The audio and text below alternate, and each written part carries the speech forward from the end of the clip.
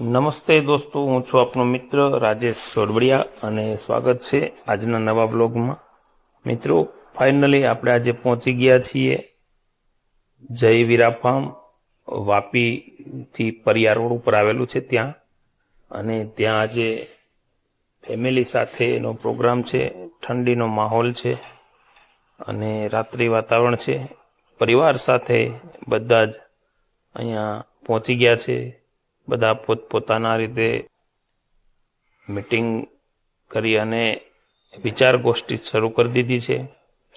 આ વાત છે, પણ અત્યારે ઠંડીના લીધે નવાઈ એવી પરિસ્થિતિ નથી, તો બાળકો એમની રીતે બેઠા હિંચકે છે। આ બાજુ અહીંયા વાહનોનું પાર્કિંગ છે અને પ્રાકૃતિક વાતાવરણની અંદર સામેના ભાગમાં આપણે દેખાઈ રહ્યું છે ત્યાં બધા રસોઈ બનાવી રહ્યા છે અને સરસ મજાના ખાટલા ઢાળી અને બધા બેસી ગયા છે। એક દેશી પરંપરા પ્રમાણે આપણું ગ્રામ્ય જીવન પણ એક સમય આવું જ હતું, પરંતુ આજે લોકો વીકેન્ડ હોમમાં એટલે કે અઠવાડિયે એકાદ દિવસ રજાના સમયે આવી અનુકૂળતા મેળવી અને સમય કાઢી અને પ્રોગ્રામ કરતા હોય છે। પહેલાંના સમયમાં 12 માસ આપણા પૂર્વજો આવી રીતે જીવતા હતા અને જીવનનો આનંદ માણતા હતા।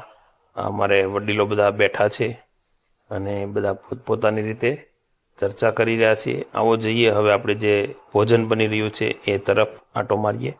તો અહીંયા એકદમ દેશી બાજરાના ચૂલા ઉપર એટલે કે લાકડાના ઈંધણથી દેશી રોટલા બની રહ્યા છે અને આ બહેનો રોટલા બનાવી રહ્યા છે।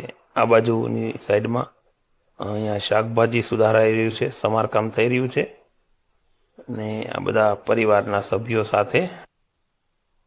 તો આજે આપણે બનાવશું સરસ મજાનું રીંગણાનું શાક અને ગ્રેવી સાથેનું। આ બધા એમની પૂર્વ તૈયારી કરી રહ્યા છે અને હવે આપણે થોડી જ વારની અંદર શાક પણ બનાવવાની પ્રોસેસ ચાલુ થઈ જશે અને બધા જ સાથે મળી અને બેસીને આ ભોજનનો આનંદ લેવાના છે। ખાસ તો પ્રાકૃતિક વાતાવરણની અંદર અને દેશી જીવનશૈલીની અંદર ખૂબ એન્જોય કરે। બાળકો નાના મોટા બધા જ સાથે આ કાર્યક્રમની અંદર આજે ઉપસ્થિત રહ્યા છે।